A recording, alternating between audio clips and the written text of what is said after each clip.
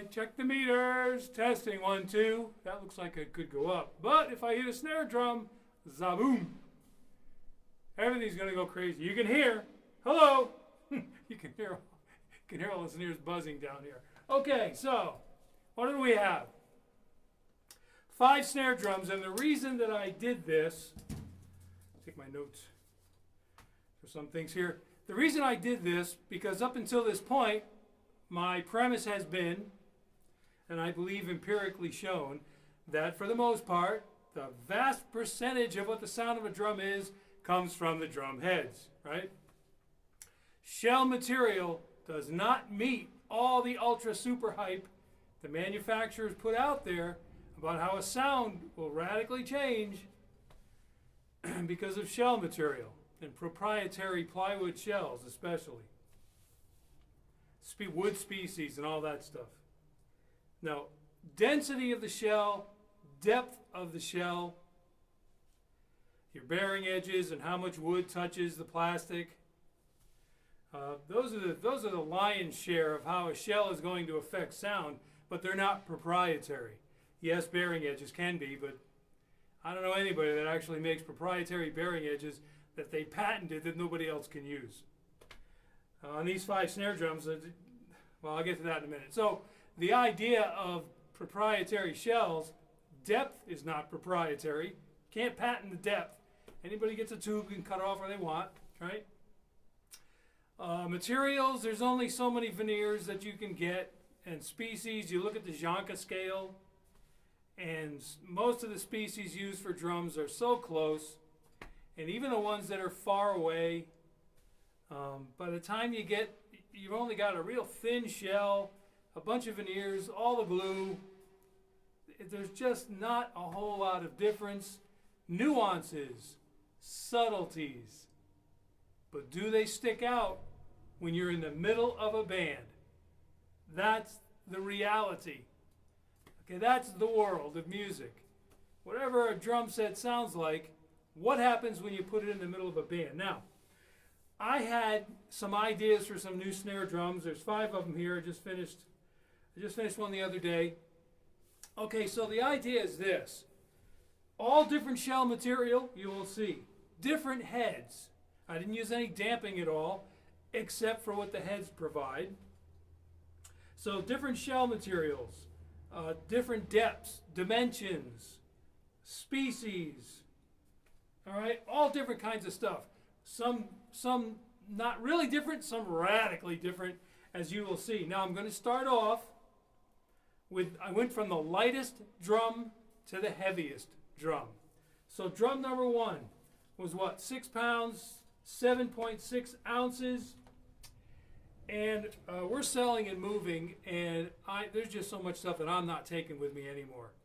This particular shell piece right here, the first drum, is a 1/4 inch 10-ply Keller maple, and I've had this shell piece in a box with other shell pieces for a long time, and I said, okay, time for a snare drum.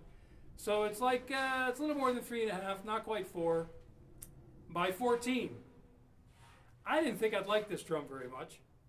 I just got a single strainer. Normally I put 2 strainers. For this drum, I just use a single pick strainer I got. And nothing fancy on the wires or the heads. They're generic heads, actually, that I got from Drum Factory Direct. They're actually good for the price. They're really nice heads, actually. I'm guessing one of the big companies makes them, and I don't know, they mark them down somehow. Anyway, so here you are, just little bow tie pick lugs and stuff. Nothing special in the drum. And I did not think I would like the sound of this drum, or the way it feels, especially being so shallow. No, I actually thought it was pretty cool to play. I liked it. All right, so that was the first drum. Did you hear, because I know if I ask, what I tried to do, I didn't go by head tension, I went by pitch. I wanted to get all the drums in the same general pitch area, relative pitch. And I was in another room, and I got them almost all identical. Put each one on a stand, listened to the others, messed around, and said, okay, they're all good. Bring them in here, put them behind the drum set. No, they all sound different. So now I know a room does have something to do with the way you hear drums, without question. So in all these demonstrations that you see drums, it does matter what room they're in. And the guy that put up a post on one of these videos about room acoustics and how the ear hears that stuff, all figures into how you hear a drum. Even if it's just sitting by itself, the room has something to do with it. And so that happened. But they stayed close enough that I said, okay, I'm not going to mess around anymore. Spend too much time. They're close enough. Let's see what the dramatic, significant differences are in the sound of each of these drums compared together, considering what they are. Okay? So you heard the first drum, crispy, of course, shallow drum, crispy. Opposite end now. I had the shell pieces left over from other drums I'd made, and so I decided to make a stacked plywood ring drum. Now these rings are only 1/4 inch thick, and I stained the inside green. I had more trouble finishing this drum. You can read about it on my website, but man, I don't know what it was. I had this thing looking really nice, and I said, yeah, one more coat, and everything fell apart. The humidity here in Texas, very thin layer of moisture, can totally destroy your drum, your finish on your drum. This drum was stripped 3 times, and then finally I said, you know what, I'm going to live with the semi-gloss satin finish I ended up with. I don't know what's going on. I've never had this happen before using water-based poly, but it hit on this one. I should have left well enough alone. But anyway, I dyed it. It's kind of a blue-green. Started out, as you can see, well, you don't know if you can see the green on the inside. I just stained it green, dyed it green. And I didn't like it too much, so I changed the color. And oh my goodness, but anyway, here you are. This is 1/4 inch thick, 10 lugs, 14, and it's a 5.5, 5 5/8 actually when you stack the plywood rings, 5 5/8 by 14. Okay, whereas the first drum just had single ply and like a 300 bottom head. This one is actually taken off a DW drum I have. It's made by Remo, but it's a reverse dot, right? And what did I put on here? Bronze wires, I guess. Yep, bronze wires. And I think this is another one of those Drum Factory Direct snare heads. So I'm guessing it's a 300 ambassador weight type thing. All right, this drum, I like this drum too. It was a little easier to play than the first one. I didn't feel a great deal of difference. I didn't hear much of a sound difference at all sitting behind the drums. Third drum. Oh, this puppy is something. Now the third drum, I showed you the Sparkle PVC snare drum. And what is it, 12 and 13, 13 and 14, those videos on snare drums back there. And I had a piece of PVC pipe left over. So I made a 4 by 13. And I put oak veneer, I don't know if you can see it. I put oak veneer outside and inside, dyed it red, got some brass hardware. This puppy not only looks gorgeous, but this thing is heavy. Oh, I didn't tell you. Okay, so the first drum, 6 pounds, 7 ounces. Second drum, 7 pounds, just a couple ounces, so they almost weigh the same. Let's see, 1 pound difference. And then this drum, this small drum, 13, this is an 8 pound, what is it, 7 ounces? 8 pounds, 8.5 pounds. This PVC is heavy. This is really heavy. And then here, just like on this second drum I showed you, double strainers, because I like to be able to drop my snares as far as I can so they don't rattle when I use the tom setting on the drum. And boy, this thing cracks. It really does. And on this one I have an Evans, one of those, what do they call them, EC4. And on the back is a Remo Emperor. And the reason I put the Emperor on there is because I put 40 wires on this one.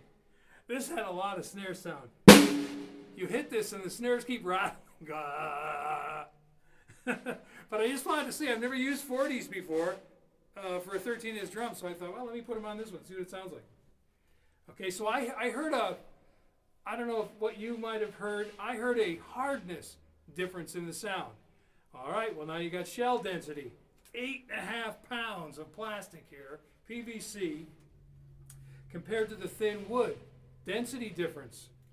So the feel was a little bit different. The concussive force back to the batter head, back and forth. The feel was a little different. And the sound was harder. I heard a harder sound. Now the next... Okay. Listen, I experiment. What can I tell you? The next one. I love this drum. I love this drum just because it's so crazy. Here it is. You say, what the heck is that? Okay, so this is a stave drum, right? Purple Heart. Now, I did my same thing with the plywood hoops, right? Did a little fancy work on the shell, on the router table. Put 4 grooves in it, top, bottom, in the middle. And I used some oak instead of my regular poplar dowels. I took some oak, just square stock, and angled it off. Used those for the decorative dowels. There are 16 tension points with 1024 threaded rod, not 1224 like most drums are, or the 1/4 of an inch I use on all my plywood drums. Okay, and so there's 16 points of tension, all coming back into the T-nuts on the bottom, and the chrome acorn nuts, and then just another set of bronze wires. What are these, 20s I guess, yeah. And this is, let's see, 1/4 inch, 1/2 inch thick. This one weighs 10 pounds, 13 ounces, and it's about 7/8 thick. Not quite, probably closer to 13/16 after I planed it and stuff. Started out 7/8, it might have started out a lot closer to an inch, so maybe it did end up 7/8, I forget. Doesn't look quite 7/8, but it's in that range, okay? Heavy drum, all right? Couple of strangers. I had to get some throw-offs that actually fit in between, man. They just fit in between. And the way they throw down, they work. All right, now, here's the thing, people. I did this before with that the snare drum I made out of siding material, and I left all the staves, 24 staves, squared off. Made no difference. All of these staves are not only square on the inside, because I just never bothered making a jig for a router and turning the shell, and the router takes off the squareness and makes the shell round inside and out. Never bothered making a jig for doing that. And this one there are 32 staves on this drum of Purple Heart, and they're all square on the outside. This drum looks so radically different from other drums. Put a picture of the 5 of them on my website, and you're looking at this and thinking, this is a bloody carnival act. What is this? But I love this drum. I like the way it feels. I like the way the depth of the density of the sound is there. Okay, bang bang, on the density because of the hard Purple Heart density of the Purple Heart. Evans. I got an Evans G12 on here to cut down on the ring a little bit. And on the bottom, what did I say? An Evans, is this 500 or 300? This is an Evans, this is a 300. One of my normal heads. All right, so different head, different materials. Did I hear anything drastically different? Well, other than the crazy snare sound coming off the 13-inch with the 40 wires, no, I didn't really feel much difference.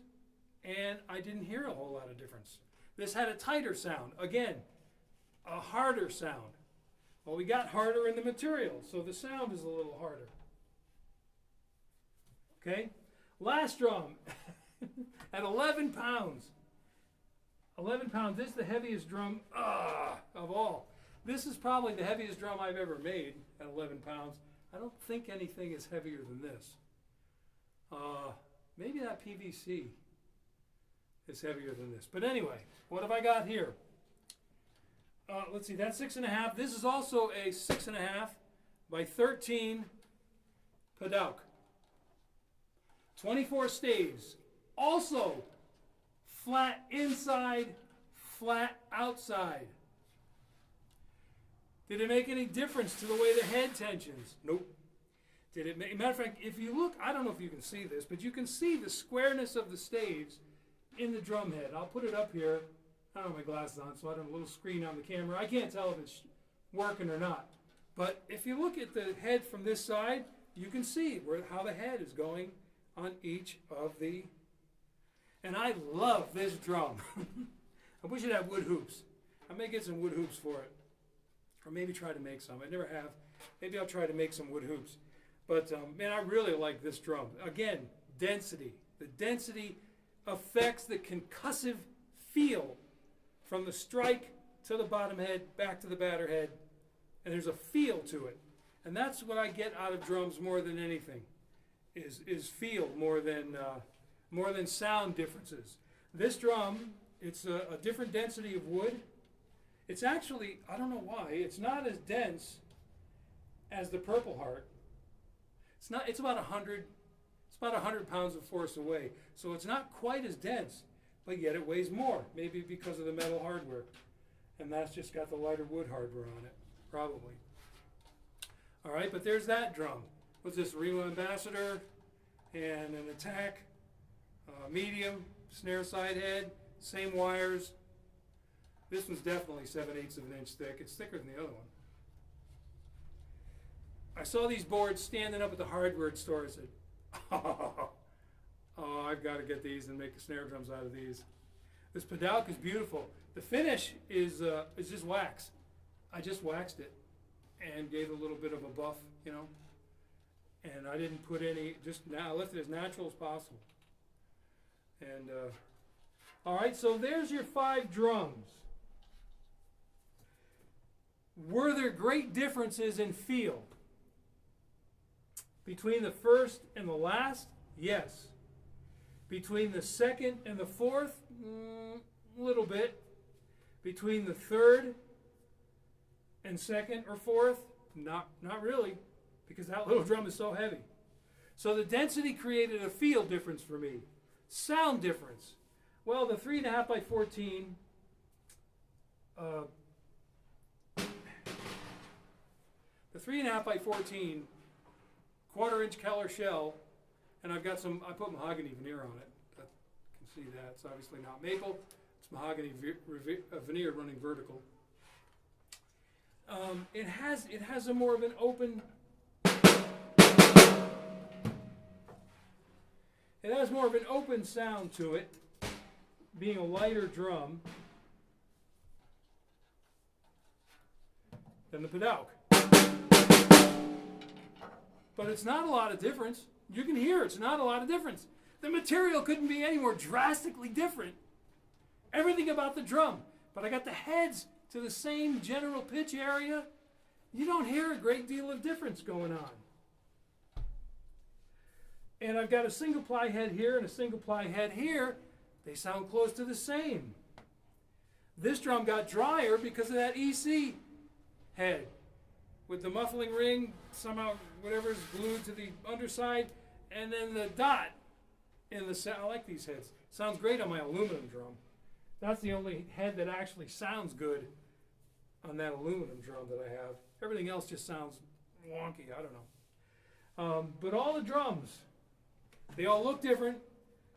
They all feel different. They all weigh different. Different elements to them. And yet the sounds are not so radically different. Now, if I detune the heads, the heads are all pretty tight because I like something in the tighter range, right? If I start detuning heads, oh yeah, then the drums are really going to start sounding different. The pitches will tell you things right there. The pitches will be different. That's why when you watch a video with drum comparison on it, they have to get the pitches correct. Okay? If they don't get the pitches right,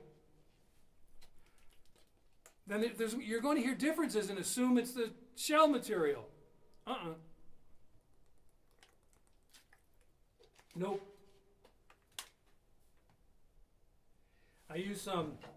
I've been going lighter and lighter in my sticks. I don't understand why, physiologically, what's happening. These are 5A maple sticks. Very, very light. I've got some, where'd they go? Over here somewhere. I've got some, these are 2A maple. I got these on eBay too. But the sticks that I've made, that I recorded, the concepts for solo drum set, and other stuff that I've done, were much heavier. And I was breaking them. I snapped some right in half. I thought, dude, you're playing too hard. Something's wrong. So I just tried to think differently, and lighter sticks. The impact on the drum heads is not quite the same. But 5A maple, when I bought these, just wanted to see, so I'll never use these. And here I am using them every day now. So that pressure from me, okay, my body is different than your body. My force of velocity throwing down is going to be different than yours. Every player sits behind the same drum and can possibly make the same drum sound different because of their physiology and because of their playing style and the sticks they use. That can make a drum sound different. So everybody that's out there, once again, what's this, video number 21 now, right? Everybody that's out there dealing with these issues of what shell should I get for this music? No. Ask yourself, what head should you get for the music? What sticks should you use? What style should you adapt yourself to play it, you know? Shell material? Yeah, no, I'm sorry. All right, so 5 different drums, different material, different configurations, different depth, sizes, all this stuff's different.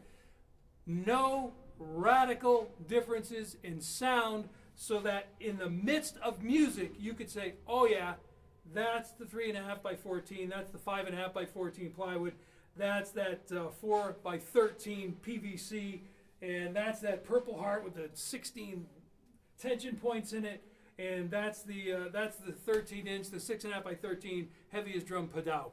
I can definitely tell. No, you wouldn't. No, not in music. And when you play the drum, the feel of that drum, I'm telling you, will be more important to you than the actual sound of that drum when it comes to being in the context of music all around you, whether on a recording. And I'll tell you something else too. And I am so dead set on this, okay? I've got these tracks that I recorded for Concepts for Solo Drum Set 2 and 3. Couldn't go back to the place that I mixed everything down and mastered because he's got a different work schedule and we couldn't meet up. And Tom is too busy. He works hard on his job. He just doesn't have the time. He's got a lot of other things going on. So I thought, okay, can I do this myself? Well, I have Audacity. I've tried other things, Reaper, all that. It's all zoom. I can't do it. My eyes glaze over. Audacity, look at this. The drop-down lists are nowhere near as complicated and all this other stuff. And wow, there's even a button you click and you can mix and render soon, just like that. So all I have to do is get my volumes correct. I've got 2 overheads at my kick mic, right? I think I can do this myself. So in doing this and watching tutorial videos, and some people can teach and some people can't. I won't say any more than that.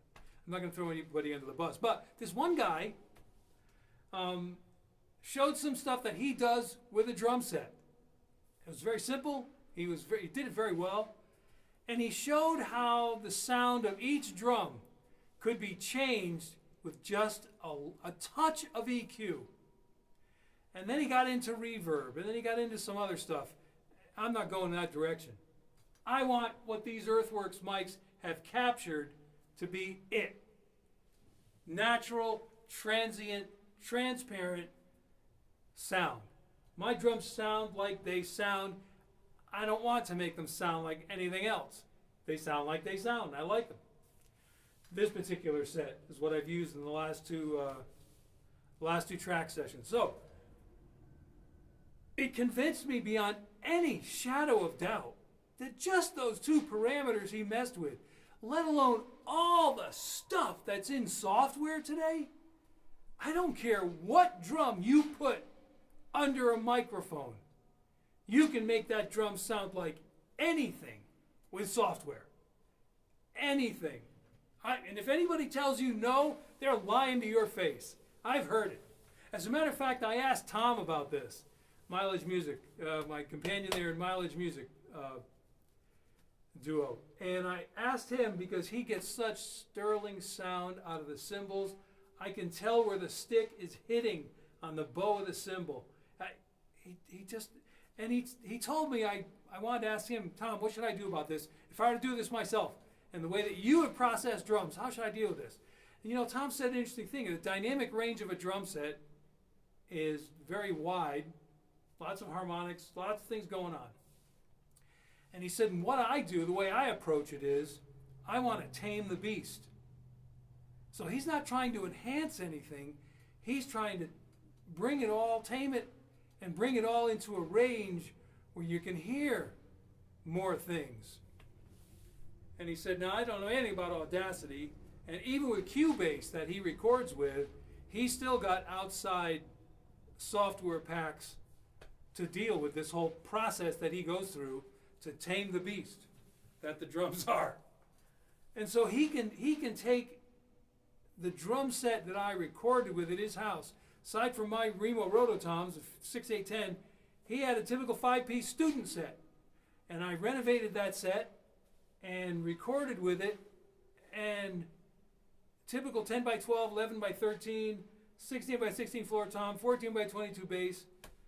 And I didn't like the feel of the drums because of the sizes and stuff. I'm not used to the, but every time I went over there and played and listened back to what he could do, and the cymbals, now they were my cymbals. I didn't use his student cymbals. I brought a bunch of my cymbals over. But when I listened back to those recordings, and all the 2 overheads, kick mic, same thing. Same thing. The whole drum set sounds like the way I hear it sitting behind it. And I forget the mics he had, not Earthworks or something else. But I listened to the things. I would sit behind him. My eyes would glaze over after a while, but I'd sit behind him watching him, knobs and things on the screen and filters and up and down and graphs and all this stuff. And then I listen back and say, you didn't change the overall personality of the cymbal, but the character. The character is so refined. How can I hear where I'm laying the stick tip on the bow of the cymbal? I mean, just sterling stuff. So I know what that can do. So I understand the drum companies are trying to sell you drums. They got to market the stuff, and they got to, there's a little bit of hype. I get that. Everybody gets that. Everybody understands that. That's marketing. That's advertising. You're trying to sell your stuff so you don't buy the other guy's stuff. I get that. But the super hype, the ultra hype, that the species, the glue, the process, the heat and pressure and all this stuff that's going to make a drum shell that affords this sound compared to that sound. No. I reject it out of hand. Too many empirical facets of evidence stand against it. So there's the gig with 5, and I've got 2 more drum sets coming along, 3 actually. See if I have time to make all 3 before we leave, but I'm going to finish up a couple of them. So I got a few more videos coming up to show you again. I can make a drum out of anything. So I thank you for watching. I appreciate your time. I hope this has been somehow, instructive and useful and edifying in some way. Thanks for watching. We'll see you next time.